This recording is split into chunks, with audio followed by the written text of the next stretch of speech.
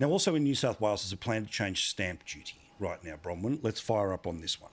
So this idea is that stamp duty, the one-off payment of, on $1 million place, $100,000, should disappear and be replaced by an annual payment that you pay forever, and you pay it even when you move out of the house or anything like that. Now, of course, no details. Yet there's all, round of applause for economic reform they're all getting. But no detail. Is it the same number from the purchase price till the end of when you leave? Do they evaluate it every year and it goes up and down? Do you have to pay it when you're a fixed income pensioner? Bronwyn, I hate this idea. I really do. It is pure socialism. You do not put a property tax on people's homes. You just do not do it. The ad valorem duty that is paid by way of stamp duty is a one-off payment. What this man wants to do is make you pay forever.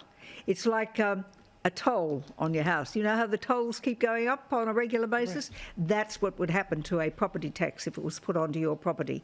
And yes, the calculations when the idea was first floated in 2020, the calculation was you would have paid off the stamp duty after 12 years. If you live in your house longer than that, you're just paying more and more and more. And that's what they want, a revenue stream. It is wrong, wrong, wrong. It does not belong in a Liberal government. It does not belong in the ethos of liberal thinking. And it cannot be allowed to happen. It just can't.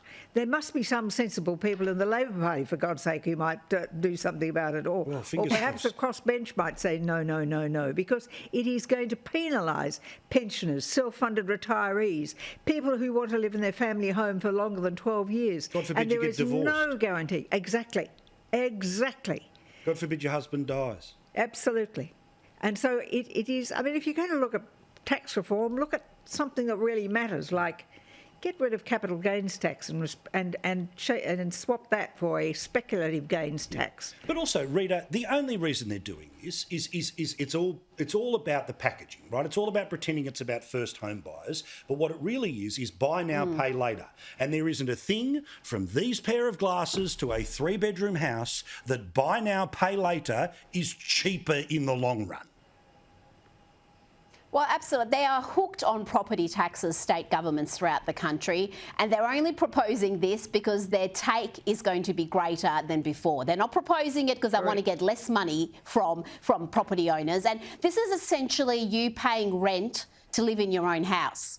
This is what it is. You're paying rent to the government to live in your own house. There already is a land tax for people who've got holiday homes, people who've got investment homes. And I can tell you, as someone who pays land tax, it has gone up astronomically because the bracket creep in it is enormous. As property prices go up, the rates you pay go up. Yes. And I know people who've had to sell their investments because they just simply cannot afford the increase in land tax. So to have that happen to property that you're actually living in presents a whole new risk. So this might be a bit of a sugar hit initially because you don't have that big lump sum for a stamp duty, but that's a one-off and it doesn't justify bringing in a land tax.